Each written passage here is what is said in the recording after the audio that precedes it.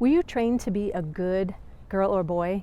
Maybe you were even rewarded or you got attention for doing good things or for being nice. And now you feel like all your kindness is being taken advantage of. You show up for everyone like the nice person that you are, and yet they don't show up for you. And maybe lately you've felt frustrated because of this and resentful, maybe a little bit pissed off. And then you feel guilty for feeling that way. This was me the first 55 years of my life. I was always the nice one, but I always also felt like crap about myself. I didn't realize it at the time, but I had put myself into a people pleaser prison with all of my niceness. I used being nice as a way to get people to like me and to accept me. I didn't realize how my people pleasing was keeping me so trapped. In this video, I'm giving you the 8 keys that I use to break free of this people pleasing prison. The first key was to recognize that people pleasing isn't nice. People pleasing is not nice. I tell my clients that it's going to be hard to hear, but people pleasing, being nice, is actually manipulative. It's manipulative and it's inauthentic. Inauthentic basically means that we're pretending to be someone that we're not. So we're being nice in order to be liked and accepted. We walk on eggshells so that we don't hurt someone's feelings. We morph ourselves so that we fit in, and we don't rock the boat, which means that we don't speak our truth, which this is being nice. Not speaking our truth, no matter what, is nice. It's not kind. Kind is being considerate and thinking of other people's feelings, but still speaking our truth, no matter what. The second key for me was to stop trying to predict everyone's needs and then try to meet them.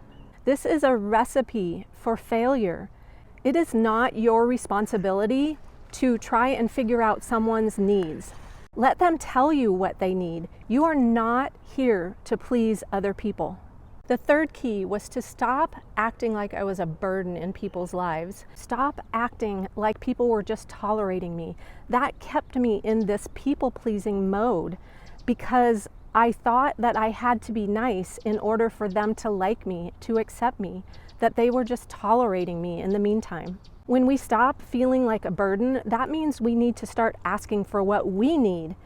No one can meet our needs unless we ask for what we need. Another key for me to stop thinking like I was a burden to people was to start telling myself that I deserve kindness and respect and that I'm worthy of it. So I started telling myself, you're worthy of friends who like you for you and not for your niceness and who you think they want you to be.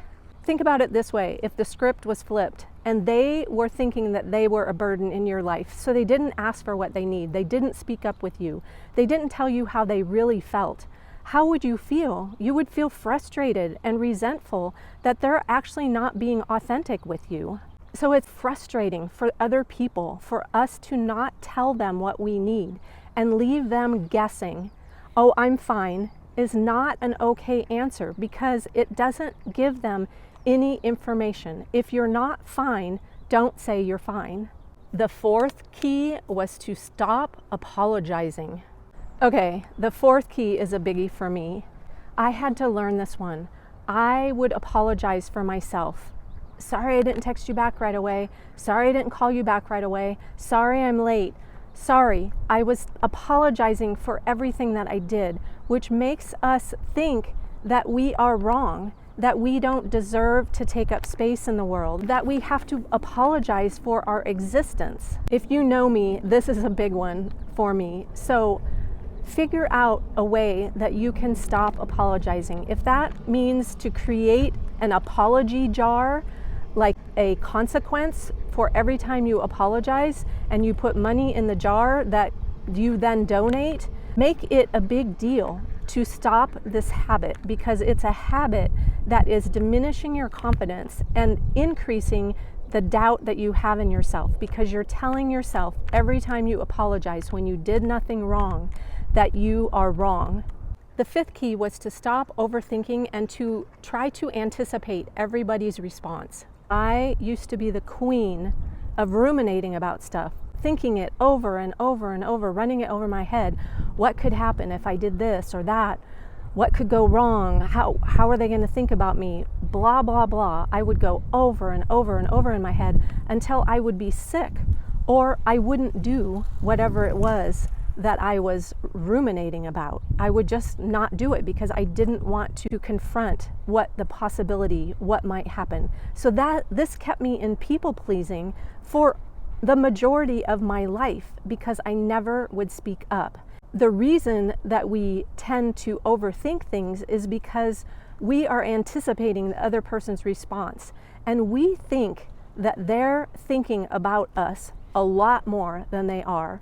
We think as people pleasers that the world revolves around us and that we impact people's feelings and emotions a lot more than we actually do. We are a small pinpoint of 8 billion people on Earth. And so we need to stop thinking that we are the center of the universe and that everything revolves around us and that what I say or do is going to impact so many people. Other people don't care because they have their own stuff in their own lives going on to worry about. Very few people are judging you like you think they are. The one that's judging you is you. Overthinking, ruminating like this is actually self-sabotage, and it keeps you from moving forward and taking actions and doing the things and saying the things that you need to say to make your life better. So stop this cycle of overthinking and keeping yourself in this people-pleasing, nice prison. The sixth key was to stop explaining myself, to stop trying to justify myself, justify my actions. When we explain and justify ourselves, we actually are keeping ourselves stuck in self-doubt. We keep ourselves in this cycle of proving ourselves, proving our worth and our value. And then when we don't get this proof, when someone doesn't validate us, then that starts the cycle of self-doubt over again, and it just reinforces, it solidifies the feelings of unworthiness that you have in yourself. So we need to stop explaining and justifying ourselves to get out of this people-pleasing prison. When we go into explaining why we did or said something, it's like we have to justify our existence in the world. And maybe you're saying, but what if they ask why I did something or why I said something? Then you just say, because that's how I felt, or that's what I did, because you do not need to give any reason to anybody for anything that you've done or said. And keep in mind that explaining just keeps you in the fear in your subconscious mind that you're doing or have done something wrong. The seventh key was to master the art of self-respect and self-acceptance. Mastering the art of self-acceptance and self-respect means that you have to start validating yourself, because without it, you will seek for external approval to feel good about yourself, which means then that you're at the mercy of other people. And this is a trap. This will keep you in people pleaser prison, because without validating yourself, without accepting yourself, you will constantly seek from externally, which again just creates that cycle of staying in a place that you probably don't want to be. Do you tend to seek other people's opinions? Try this. The next time that you're needing someone else's opinion, that you feel like you need to get someone's validation of a choice that you're going to make, before you reach out to them, ask yourself, what do I hope to hear from them? What do I want to hear? What do I wish that they would say to me? And then write down what you hear yourself tell yourself. And then tell yourself those things, because you already know the answers within you. You don't need someone else to approve of the decisions that you're making. And the eighth key was to learn boundaries. I say the word learn because we weren't taught these when we were young. In fact, we were taught the exact opposite. We were taught, don't say no, don't talk back, don't speak up, don't show your emotions, right? But what is the first word most kids learn? No, right? And then we're told not to say that, not to use that word. At a very, very young age, we're starting to learn our boundaries, but then we get told that they're wrong. So we have to, as adults, learn boundaries, learn the skill. It's actually a skill. It's something that we can learn. And one boundary is to stop being nice and start speaking up for yourself. Stop saying yes when you really want to say no, and say no without explanation. Stop avoiding upsetting someone. It's not your responsibility to manage their emotions. It's your responsibility to manage your peace and to protect your well-being. You are not helping someone's life be better by not speaking your boundaries. You're actually enabling them to continue to take advantage of your niceness. And then you're resentful and you blame your resentment on them. Boundaries are what's okay with us and not okay with us. And here's the deal. You can be nice and not be a people pleaser. A nice person, a kind person sets clear boundaries and they stop tolerating what they've been tolerating that doesn't work for them in their lives. These 8 keys are the things that I did in the last 6 years to break free of this people-pleasing cycle. And you can break free too using these same keys. Which one do you recognize yourself in most? Start there, start small.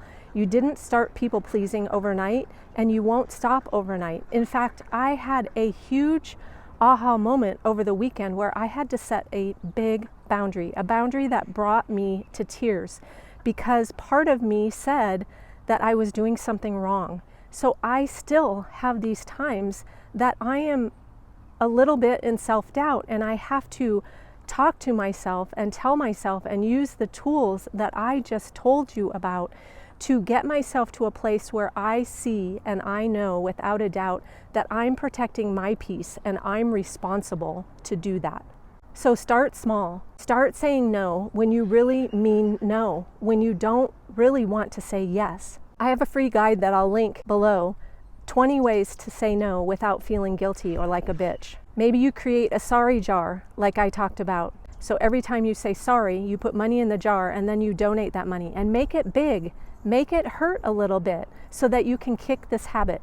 And what is one way that you can start practicing self-respect, self-acceptance every day? You can give that to yourself first and foremost. If this video helped you, I'd love for you to subscribe and comment below. I read all the comments and they really do mean a lot to me. I love knowing that I've helped someone on their next step of breaking free from people pleasing. Okay.